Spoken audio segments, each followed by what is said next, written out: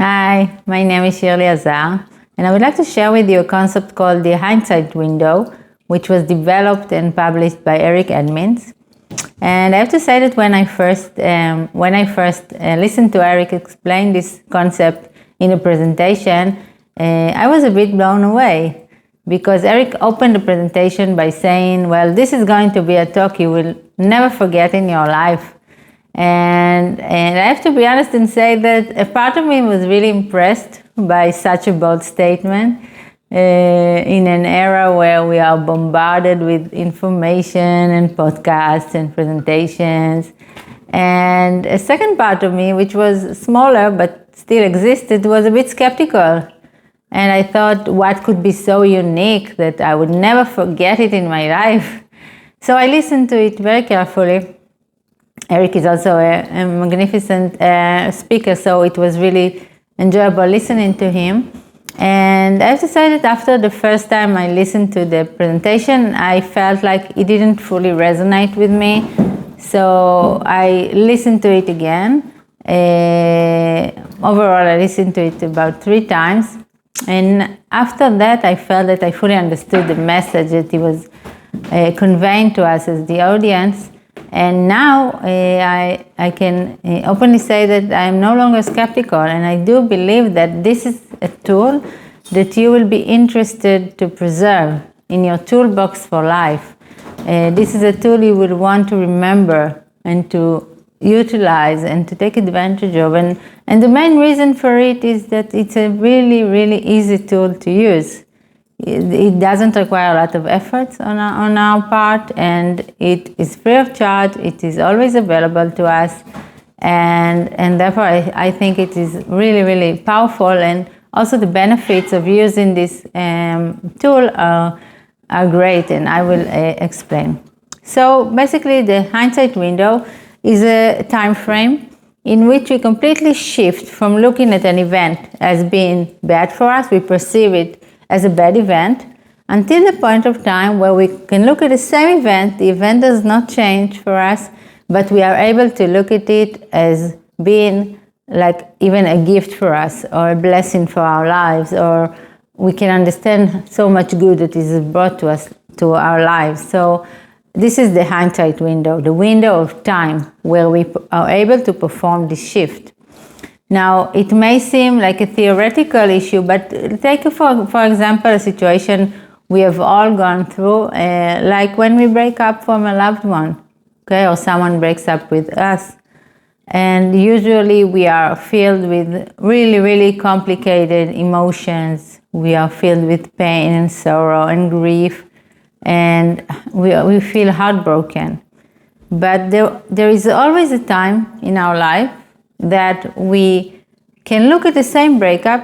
Usually a few years later, we are able to fully look at it and say, wow, it's really for the best that I'm no longer with that partner because of different reasons, okay? So I think that, at least for me, before I listened to Eric, I think my hindsight window in different scenarios was in average not so small. But even being aware of this tool is enabling us to make progress. And I will explain. When we look at the different time zones in our life, the different time dimensions, so we have the present time where we encounter different events, and we have the past that we have assembled different occurrences of life. Some are good, some are less positive, and we have the future. So obviously, preparing for the future is the easiest one of the 3, okay? Because when we know a bad event is about to happen, or an event that we perceive as bad, we can prepare for it. We can take some preparations mentally, emotionally, and so it enables us to conceive it differently or experience it differently once it happens. But what about the past and the present, okay? So past is a complicated issue because we all have different occurrences in our lives, especially as children, that were not positive, and sometimes they can have a life-lasting influence on our patterns in relationships, in how we conceive our self-confidence, how do we present ourselves in society, how convenient we feel around other people. And I can share with you a situation that happened to me about a year ago. And now I can understand it differently in light of the hindsight window. I wasn't aware, I didn't know how to call it at the time. But what happened was that I was having a conversation with my life partner, and we discussed a time in my life that was really, really challenging for me. I was much younger, of course. I was in my early teens, and there was a period in my life that I felt very, very lonely for different reasons. And when we started to discuss this situation, and I shared some of the feelings that I had at the time, without preparation, I just burst into tears, and I completely started to cry. But this was not the usual crying moment. I felt from the inside, I felt like I was breaking down, like I'm being torn apart to a million pieces. This was like a meltdown. And my partner is amazing. He just put his arms around me, and he hugged me for a really long time and allowed me a secure space to melt down in. And after I was able to regain my cognitive abilities after crying so much, we started talking. We continued talking about the situation.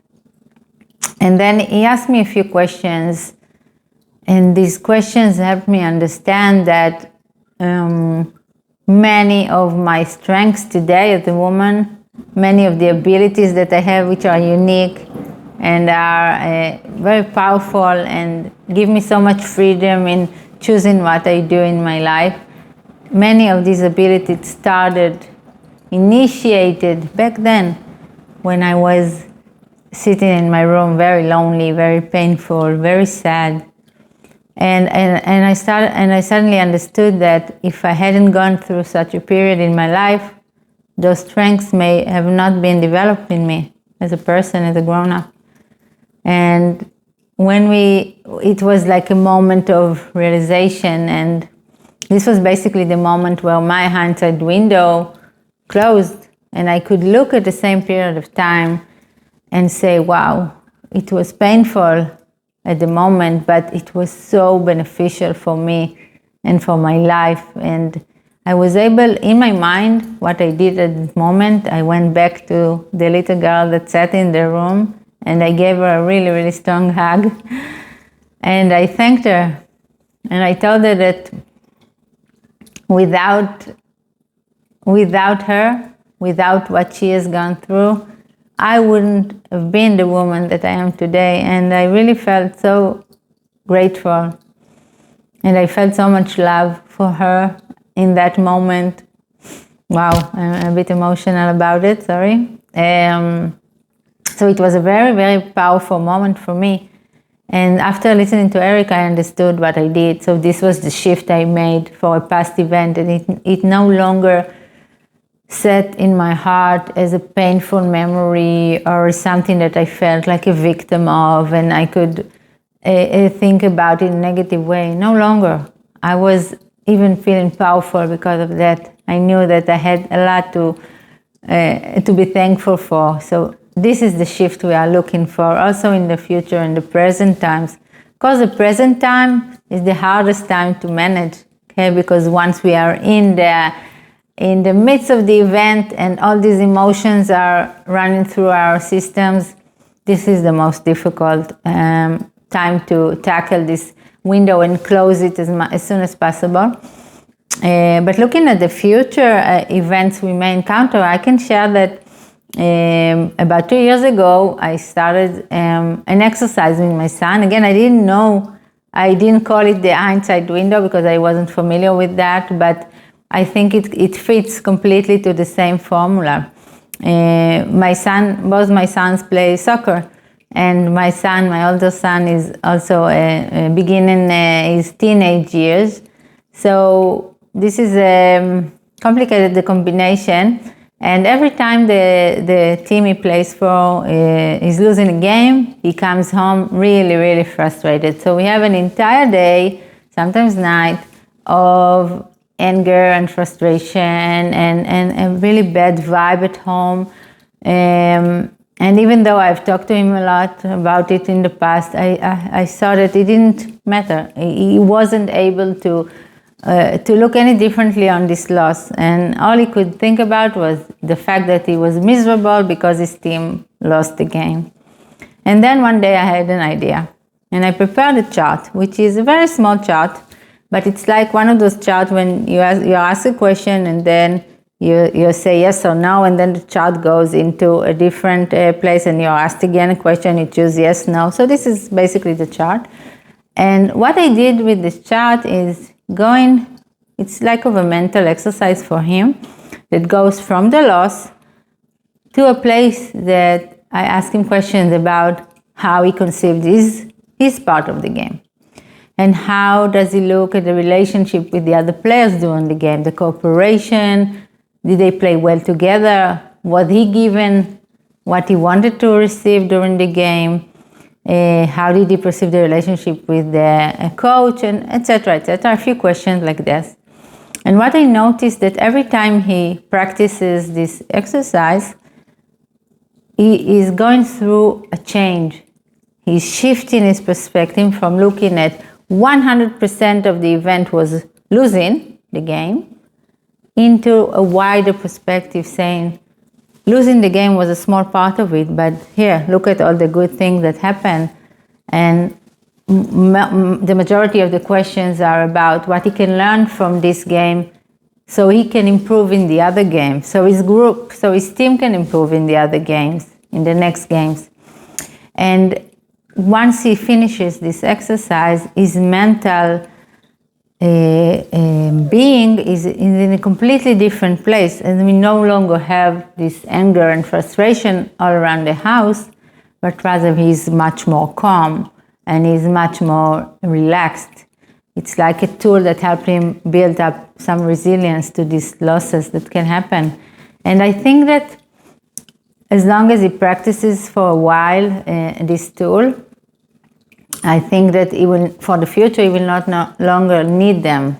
He will not need this chart because his mind will automatically be able to go through some questions, and maybe not even questions, maybe just an automated mode of looking at the benefits that happened in the game and looking at the bad event completely differently and classifying it in the mind and also in the heart as a good event, because there are things to take from any losing game, like we experience as adults. From any failure that we have so much to learn and we grow from it. So this is for the future part. It's relatively easy to find solutions beforehand and then experience and have a shorter hindsight window. But as I said, and as Eric says, the most difficult part is the present time. So after I listened to Eric, I was thinking, well, what experiences do I have to reflect on and see where my hindsight window was closed in a relatively short time?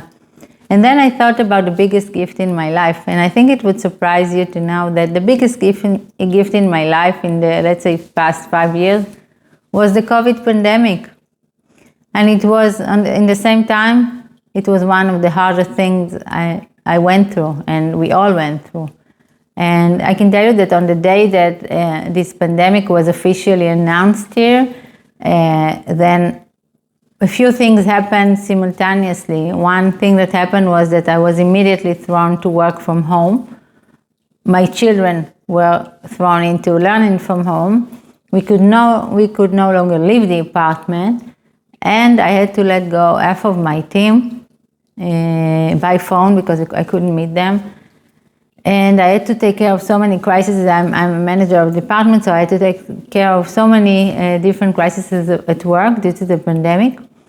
And all of that happened at once. And we found ourselves, the entire family, my 2 children, my husband and I, stuck together in a small apartment with no garden, with no yard for the boys to play in, just a small apartment, and we are all stuck there. And this became our life like in an instant. We had no time to adjust.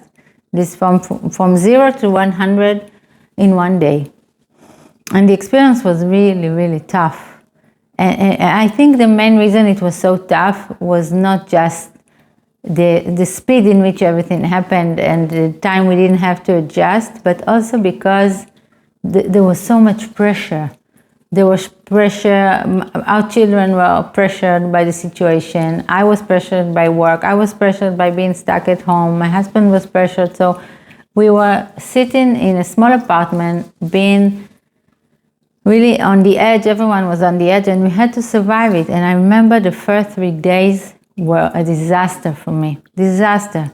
It was like one long day that never ended because I didn't know how to balance my work time and my private time. So my computer was always open. I didn't have a work room, an office, an home office. So I worked from the living room and my computer was always open. So I worked at night, in the morning, every time, all hours of the day. And I felt really, really angry all the time and frustrated and I didn't have any patience. And I felt like I couldn't breathe. I was so overwhelmed by the situation. And I really remember how it felt like one long day that never came to an end. But on the 3rd day, something changed because I told myself, it will not last long like this. If this is the experience you have now, and you will continue to work on this endless day for months or weeks or whatever, how long it will take, you will not survive it. And you need to change. You need to find a solution. And so I started by the technical issue. So I started balancing my work time and being more focused on my children when I finished working. This was one technical issue that helped me. But the main change was my mindset. I decided to use the time that I have to do the thing that I love most, and it is to learn. So I think the best 2 gifts I got out of COVID, one was that I was able, for the first time in my life ever, to be with my children, but be with them a lot, so many hours of the day, like I never could because I always worked full time. So being with them in relaxed mornings because we don't have to rush to work, we don't have to rush to school. So we are able to just wake up, very relaxed, start working, start learning, and be together. And this togetherness was, wow, it was like discovering my kids again. And the second gift was that I was able to initiate a journey of my own that I'm still on. And it was the journey of learning and experiencing and discovering my spiritual growth. And I learned everything I could. I read so many books. I joined so many online courses. And really this time that I was at home and I was not able to go out was the best gift for my life. I changed my life in so many parameters since then. And I'm thankful to COVID in so many ways. And I truly believe this was the best blessing of my life in the last few years. And I think that what we have to remember if we want to use this very easy tool is once we encounter a difficult situation, let's acknowledge our feelings. Let's recognize what do we feel at the moment. Do we feel sad? Do we feel frustrated? Do we feel disappointed? Do we feel angry? And then ask ourselves, are these feelings good for us at the moment? Are they helping us overcome this situation? Most of the times the answer will be no. And then the next question would be, so what emotions would help me?